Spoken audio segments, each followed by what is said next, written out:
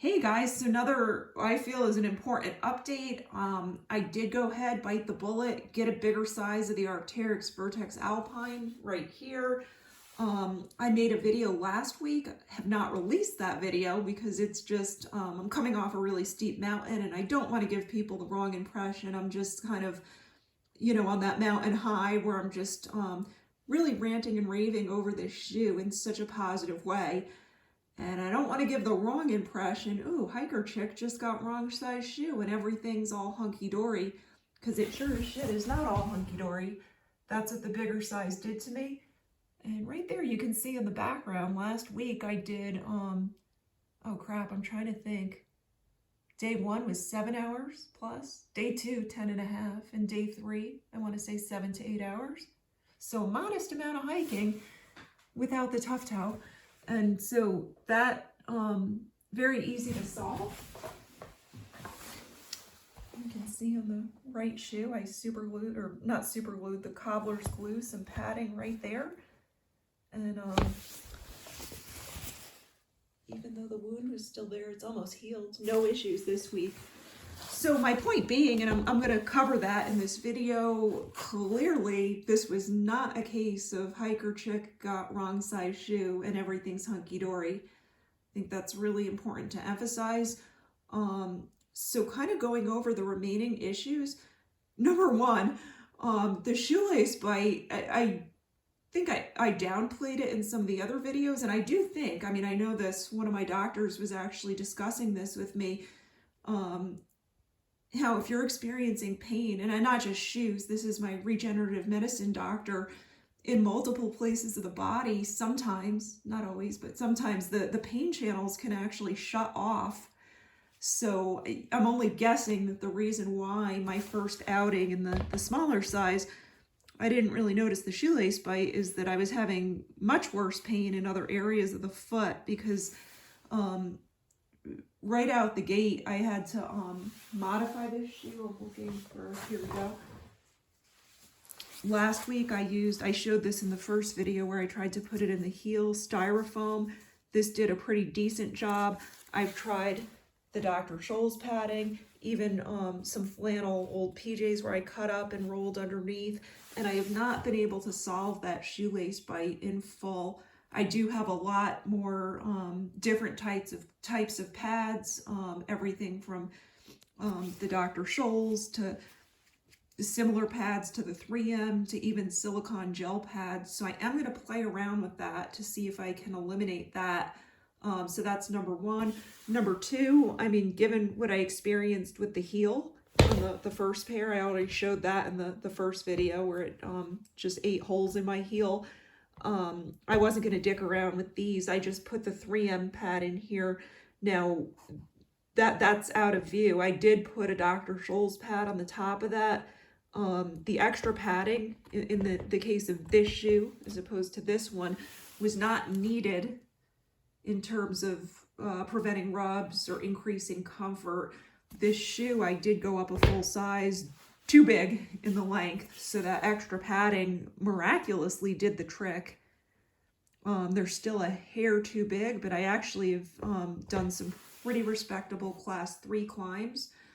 I may add one more pad, but for right now, it's pretty darn good. This recent or past weekend, I actually did almost 13.5 hours, a really long one. My feet are a little bit beat up, and it's interesting. Last week and going into this week, you'll notice I still have the super feet in the original pair. When I first tried these on around the house, and last weekend, still on some very respectable, like I said, 10.5 hours, my second day. I didn't have any discomfort in the bottom of my feet. This week, the bottoms of my feet, primarily in the arch area, are sore. And I've got the collection out here. No other shoe has ever done that to me. So I'm almost thinking, well, I mean, I know from what I've said, from what other people have said, these shoes are ungodly narrow in the midfoot, and I do not have a narrow midfoot. So the only thing I can think of is just proportionally, it's still a little bit too narrow in the midfoot, not to the point where I'm going to feel it. around the house or on a shorter hike, but where the extra mileage, that's kind of doing me in.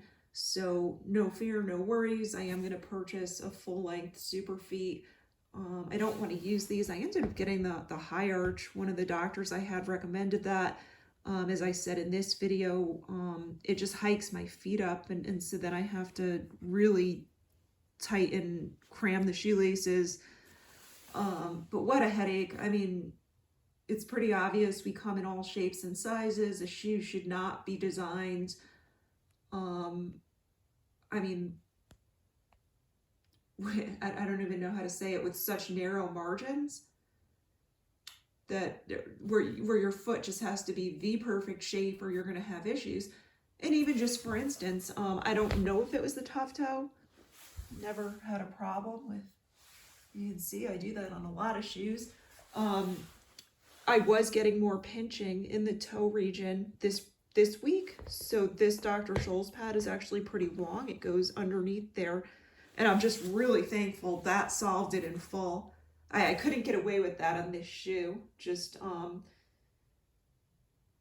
being a smaller size, I could not get away with adding the padding. Then I was getting pressure points. So I'm really pleased to report I'm not getting that with these shoes.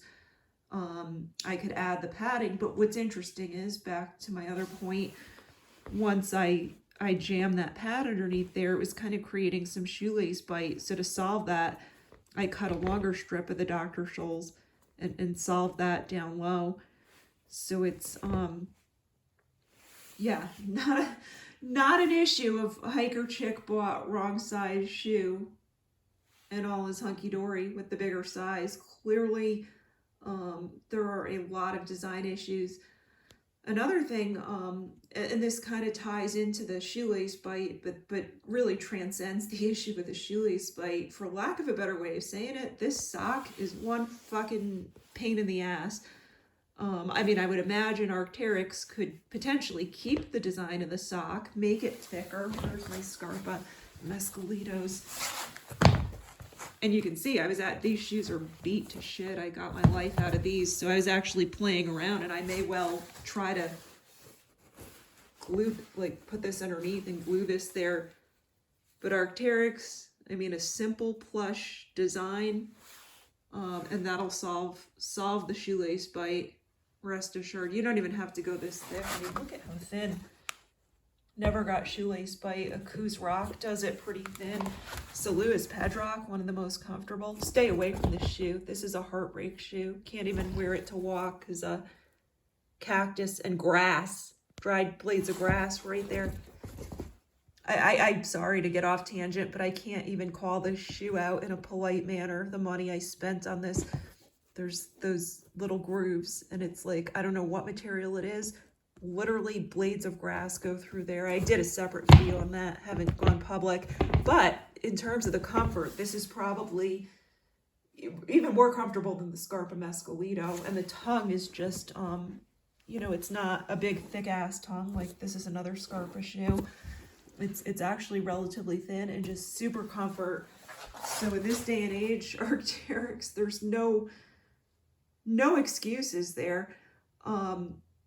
But I mean, independent of that, the shoe being, I mean, like I said, this is a 1/4 inch padding. In the other video I had to add because the shoes are just too big. I knew that was going to happen. I needed to go bigger to solve the issue over here, and I'm not sliding around. I mean, that really did the trick, to my pleasant surprise. I thought it was really going to be a lot worse, but my point being, the fact that the shoe's too big and I'm still struggling to get my damn foot in there. I actually have an arthritic ankle on the right due to a childhood injury, and there's pain getting my foot in this fucking thing.